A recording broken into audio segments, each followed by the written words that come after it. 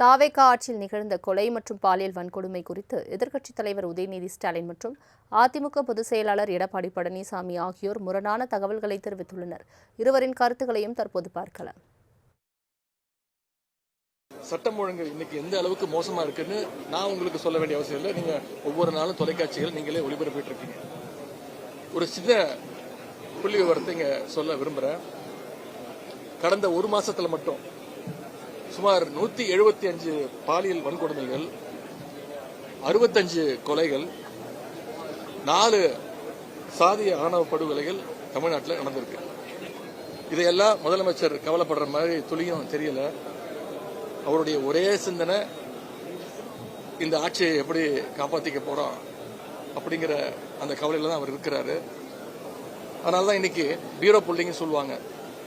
அது மாதிரி இன்னைக்கு நம்முடைய முதலமைச்சர் அவர்கள் அதிமுகவுடைய சட்டமன்ற உறுப்பினர்கள் தான் எம்எல்ஏ புல்லிங் பண்ணிட்டு இருக்கிறாரு.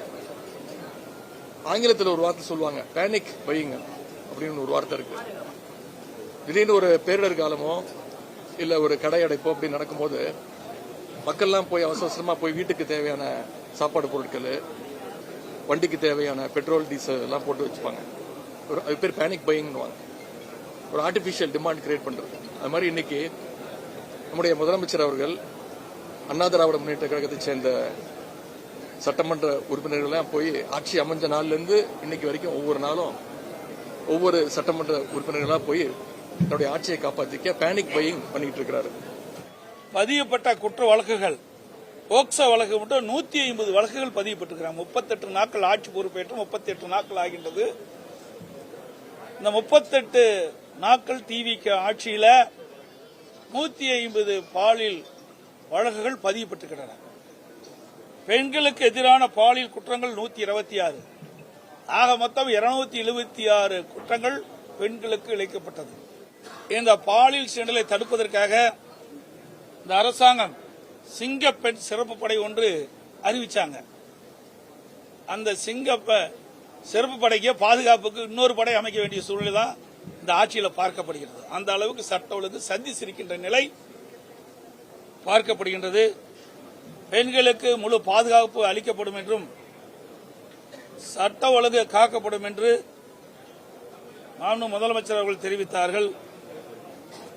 ஆனால் தற்போது அன்றாட நிகழ்வு சம்பவங்கள் மிகுந்த அதிர்ச்சி அளிக்கின்றது.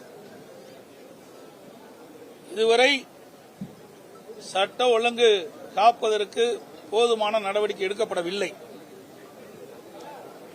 போதைப்பொருள் தடுப்பு பணிக்குழு அமைக்கப்பட்டவுடன் போதைப்பொருள் கடத்தல், போதைப்பொருள் விற்பனை உண்மை விட தற்போது அதிகமாக இருப்பதாக செய்திகள் வந்து கொண்டிருக்கின்றது. மிகுந்த வேதனையும் அதிர்ச்சியும் அளிக்கின்றது.